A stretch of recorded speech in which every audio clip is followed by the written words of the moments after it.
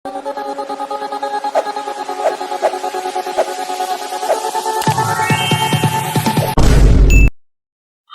Hello viewers, welcome back to our channel. நான் உங்க PK வந்தாச்சு. Welcome to great Kirikalan magic show. ரொம்ப பெரிய எதிர்பார்ப்போட வந்துட்டு பார்த்தோம் அப்படின்னா, இன்னைக்கு தன்னுடைய முதல் பட்ஜெட் அப்படின்றத தாவேகா கவர்மெண்ட் தாக்கல் பண்ணியிருக்காங்க அப்படின்னு சொல்லலாம். எதிர்பார்க்காத பல திட்டங்கள், அதை தாண்டி வந்துட்டு பார்த்தோம் அப்படின்னா ஒரு சில திட்டங்கள் இருக்கு இல்லையா, ஒரு சில திட்டங்களுக்கு வந்துட்டு பெயர் மாற்றம் அப்படின்ற மாதிரி பல திட்டங்கள் அப்படின்றது அனௌன்ஸ் பண்ணப்பட்டிருக்கு, விரிவுபடுத்தப்பட்டிருக்கு அப்படின்னு சொல்லலாம். அதுலயே குறிப்பா சொல்லணும் அப்படின்னா விளையாட்டுத்துறையா இருந்தாலும் சரி, அதை தாண்டி பள்ளி கல்வித்துறை, குழந்தைகளுக்கு பெண்கள் பாதுகாப்பு, அதையும் தாண்டி முதியவர்கள்ல இருந்து ஓவராலா எல்லாத்தையும் கவர் பண்ணக்கூடிய அளவுக்கு இந்த பட்ஜெட் அப்படின்றது அமைஞ்சிருக்கு அப்படின்னு தான் சொல்லணும். ஃபர்ஸ்ட் ஆஃப் ஆல் வந்துட்டு பார்த்தோம்னா ஒவ்வொரு டைமும் ஒதுக்குற மாதிரி வந்துட்டு பல துறைகளுக்குமே அமௌண்ட் அப்படின்றது பல்கா ஒதுக்கப்பட்டிருக்கு. தொழில் வளர்ச்சி துறையா இருந்தாலும் சரி, வேளாண்மை துறையா இருந்தாலும் சரி, இந்த மாதிரி பல துறைகளுக்கு வந்துட்டு பல கோடி ரூபாய் அப்படின்றது ஒதுக்கப்பட்டிருந்தாலும் கூட ஒரு சில முக்கியமான அறிவிப்புகள் அப்படின்றது எல்லாரையுமே புருவத்தை உயர்த்தி பார்க்க வச்சிருக்கு அப்படின்னு சொல்லலாம். குறிப்பா சொன்னோம் அப்படின்னா எலெக்ஷன் டைம்ல கொடுத்த வாக்குறுதிகள் இருக்கு இல்லையா, கல்யாணம் ஆகக்கூடிய பெண்களுக்கு வந்துட்டு அண்ணன் சீர்வரிசை தருவேன் அப்படின்னு சொன்னது, அதுக்கப்புறமா கவர்மெண்ட் ஹாஸ்பிட்டல்ல பிறக்கக்கூடிய குழந்தைகளுக்கு தாய்மாமன் தங்க மோதிர திட்டம் அப்படின்னு சொன்னது அப்படின்னு சொல்லிட்டு இதெல்லாம் தேர்தல் வாக்குறுதி டைம்லயே வந்துட்டு இதெல்லாம் எப்படி சாத்தியம் அப்படின்னு சொல்லி பலர் கேள்வி கேட்டிருந்த சிச்சுவேஷன்ல அதுக்கான அறிவிப்புகள் அப்படின்றதும் பட்ஜெட்ல இடம்பெற்றிருக்கு அப்படின்னு தான் சொல்லணும்.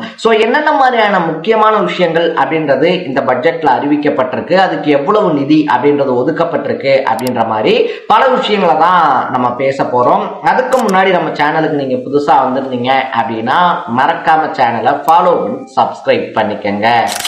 வந்துட்டு பார்த்தோம் அப்படின்னா இந்த அண்ணன் சீர் திட்டம் இருக்கு இல்லையா, அதாவது வந்துட்டு கல்யாணம் ஆகக்கூடிய பெண்களுக்கு வந்துட்டு அண்ணனா இருந்து சீர் செய்யறது அப்படின்ற முறையில 8 கிராம் மதிப்புள்ள தங்கமும் அதை வந்துட்டு தங்க நாணயமா தருவோம் அப்படின்ற அறிவிப்பு, பிளஸ் அதோட வந்துட்டு ஒரு பட்டுப்புடவை தர்றோம் அப்படின்னு சொல்லி அதுக்கான அறிவிப்பா 812 கோடி ரூபாய் அப்படின்றது இந்த பட்ஜெட்ல ஒதுக்கப்பட்டிருக்கு.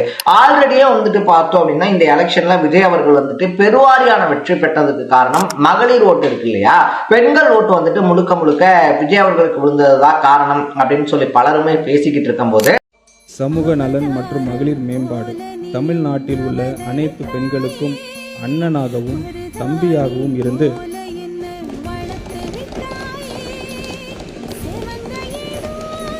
அவங்கள கவர் பண்ற மாதிரியே கொடுத்த வாக்குறுதி இருக்கு இல்லையா, வாக்குறுதியை நிறைவேற்றுற மாதிரியே அண்ணன் சீர் அப்படின்ற திட்டத்துக்கு 800 கோடி ரூபாய் அப்படின்றது ஒதுக்கப்பட்டிருக்கு.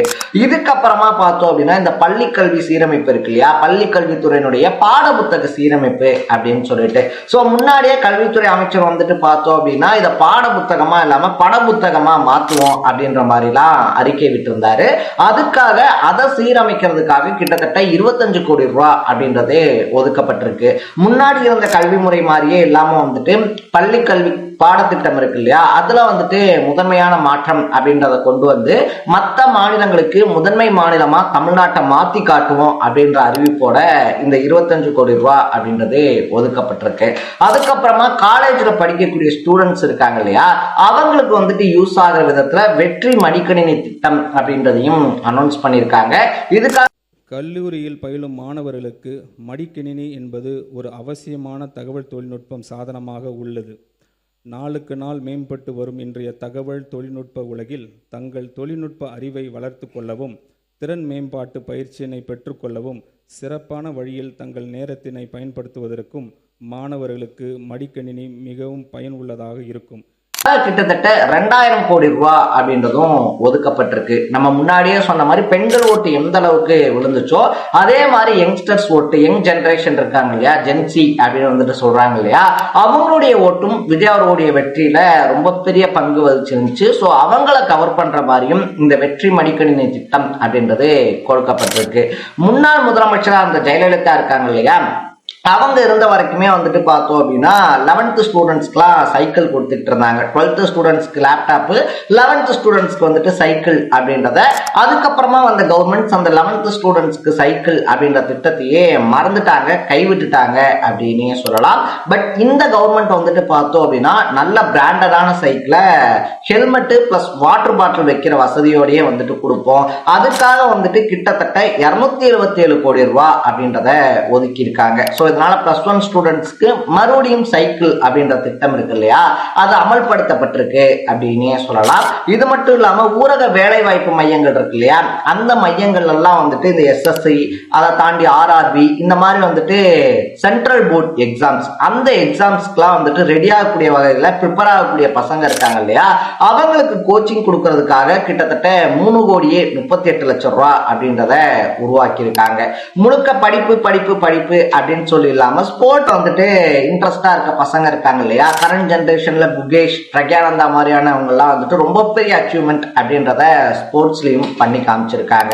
ஸோ அந்த மாதிரி ஸ்டூடெண்ட்ஸையும் வந்துட்டு அச்சீவ் பண்ணணும் அப்படின்றதுக்காக ஒலிம்பிக் மையம் அமைக்கிறதுக்கு கிட்டத்தட்ட 10 ஒலிம்பிக் மையங்கள் அப்படின்றத அமைக்கிறதுக்கு 50 கோடி ரூபாய் நிதி அப்படின்றது உருவாக்கப்பட்டிருக்கு.